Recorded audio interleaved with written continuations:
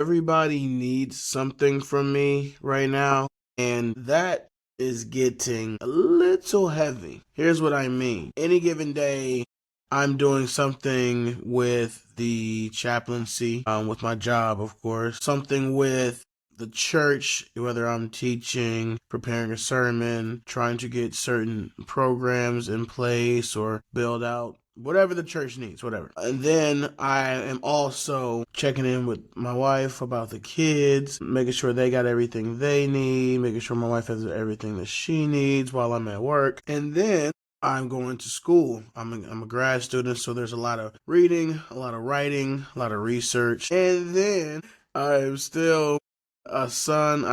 I have a family member dealing with health issues right now that I want to be present for. A couple of family members. I'm going through that. I'm a big brother. I want to be present for my younger siblings and things of that nature. I'm also a creative in the sense to where I am a writer and I write film scripts and I do things with filmmaking and brand development. So on any given day, there is somebody somewhere that needs something. And what I am learning is the importance of one, protecting your peace, because you cannot pour from an empty cup. So due to that fact, what I have learned to do is create little pockets throughout my day where I can still decompress, where I can still take time to pray, where I can still process what's going on throughout the day, but also so that I can prioritize what I need to get done throughout the day. Because just because other people might have an emergency or they have a sense of urgency about what they have going on, their urgency is not my priority. I need to make sure that I am taking proper time to prioritize what I need to get done. And then as people come in here, there, and everywhere, then I can take this thing from that person, that thing from this person, and put it in the list somewhere. I'm not putting everything that I need to have done on the back burner to cater to the needs of others, although I am here to serve. But I'm also here to serve with wisdom and with discernment and with diligence. So I have learned to create certain pockets throughout my day to help me process, pray, and prepare for those things. That doesn't make it easy. So what I like to do is I talk to friends. I have a community. Genesis 2:18 speaks about the first thing that God saw that was not good. And the first thing that God saw that was not good in all that he had created up until that point was the fact that man, aka mankind, aka the man at that time, was alone. And the Lord said it is not good for man to be alone. So what he did is he put homie to sleep, punched him in the rib, took a little bit of that out, put it in another person, and that's how we got the woman, right? The rib. That's how we have that expression to this day. The helper, the helpmate, because it's not good for us to be alone. And since it's not good for us to be alone, that also means that we need each other in order to thrive, in order to be the best that we can be. I believe that we need to do that together in community. And I think biblically, we are mandated as believers to do so. We are biblically mandated to bear each other's burdens, to have all things in common with each other, because we're created to be interdependent, not independent, not codependent, but interdependent. So I'm excited because in a lot of these areas that I listed off earlier, I have found friends. I have found support centers, let's call them. I have found peace in the chaos of these things, because it's also just nice in these areas to have a battle buddy, to have a trench buddy, to have somebody who knows what you're going through because they're going through something very, very similar because they're walking the same path as you. Yesterday, I had a class, one of our first classes, because the semester is starting up, and the professor was asking us what our specialization was, like, what are you going for, right? So one of the things that encouraged me greatly was the fact that there were so many people actually going for a concentration in chaplaincy. And I was like, oh, exciting. I thought I was going to be kind of like a lone ranger. Not only were there so many people going out for the chaplaincy, they looked like me. And not only did they look like me, they were all the same age as me. So I was greatly encouraged. It dispelled a myth that I had brought to the table, thinking that chaplaincy was a young man's game. No, it ain't. And to God be praised. To God be the glory for that.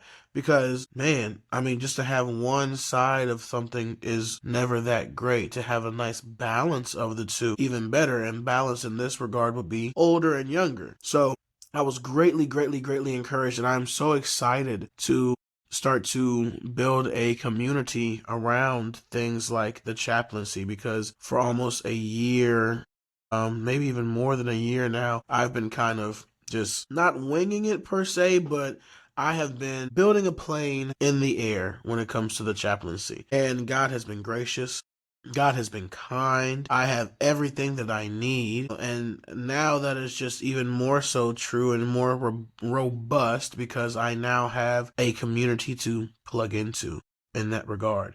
And I'll also now have a community of pastors that I can plug into and be encouraged by. So I am excited. I am encouraged. And I understand that while everybody will need something from me somewhere, the fact that I can find those little pockets throughout the day helps me. It helps me not feel so emotionally double booked. It helps me not feel like I'm running too many apps at once, because I can't, and I do, and that is almost, I mean, I'm pretty sure that's a default of mine, but I am thankful to find pockets throughout the process that help me pray and prepare for what's coming and what's happening and what I can glean from what has been done, essentially. So next steps for me, or better yet, the question that I have for you is, where's your pockets? Where are your times where you can process, prepare, and pray? What communities are you plugging into? It is not good for man to be alone. And now more than ever, I believe we need each other. In an age where we have been more connected digitally, we have never been more separated, more spread apart, more divided physically. Because I believe we get into these digital communities and start to get siloed in opinion. We start to hear a lot of the same things over and over again, and the loudest opinion in the room typically is what sticks in people's minds, and that doesn't always make that opinion the right opinion.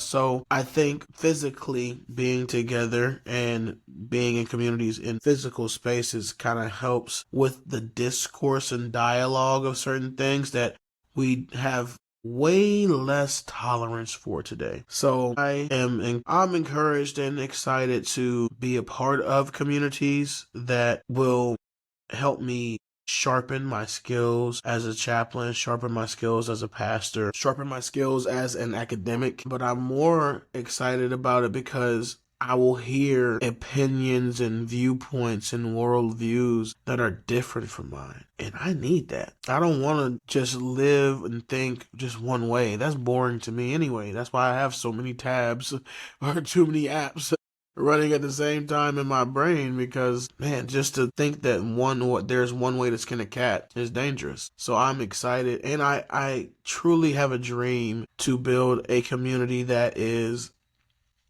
intergenerational, that is multicultural, that is diverse in thought and personality, because in my mind, that's what heaven looked like. I don't think heaven's going to be like, here's the Baptist side of heaven and here's the Pentecostal.